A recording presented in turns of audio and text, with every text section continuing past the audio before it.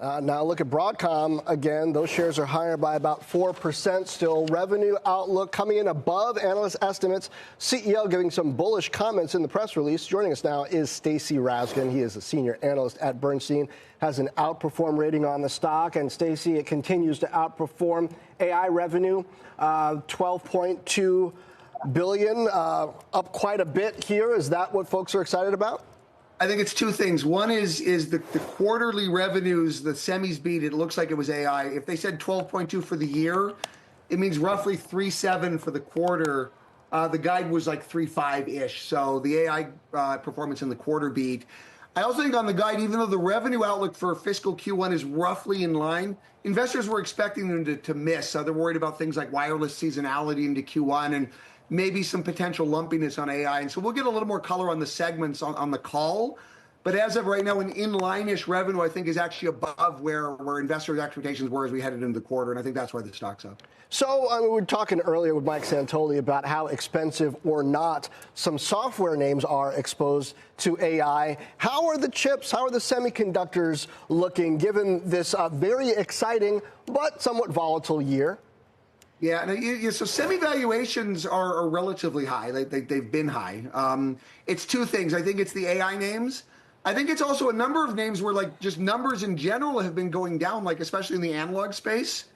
And yet the stock prices haven't really gone down very much. So if the stock price doesn't go down and the numbers do, by definition, it means the multiple goes up. And so semiconductor multiples in general have been fairly rich. It's interesting, like some of the AI names within there are not that expensive. Broadcom is probably, high 20s, maybe 30 times. Even NVIDIA is, 30 times, give or take, right? They're actually not, some of these are not actually the most expensive, but there are other names that are more expensive within the AI space. But the AI winners, it's funny, if you look at them, they're probably like among the cheaper of like the basket of AI stocks right now. But it's been an interesting dynamic this year. Frankly, if it wasn't for AI, I think in general the space would not be having such a great time. AI has been very strong.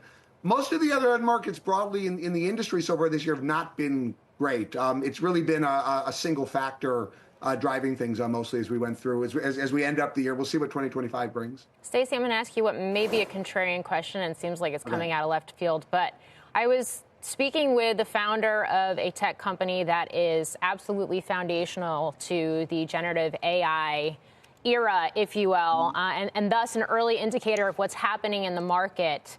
And this person said to me that they think that we are much closer to being oversaturated and oversupplied in NVIDIA chips than anybody realizes. Your thoughts? Well, it doesn't seem that way right now. I mean, some of their older generation parts, like the Hopper parts, supply's gotten a lot better as we've gone through the year. The Blackwell parts that they're getting ready to launch now seem absolutely constrained. Right now, there is a lot of capacity that is coming online as we go through the year. And this is why people get positive about NVIDIA, because if the demand is there to meet that supply as it comes online, it still suggests a good amount of upside relative to where I think expectations and numbers are. So that will be the debate, again, as we go through 2025. As that supply comes online, is the demand there to meet it or not? I would say as we stand right now, the demand still looks off the charts. At least at this point, like, all these guys are going to be selling everything that they can make.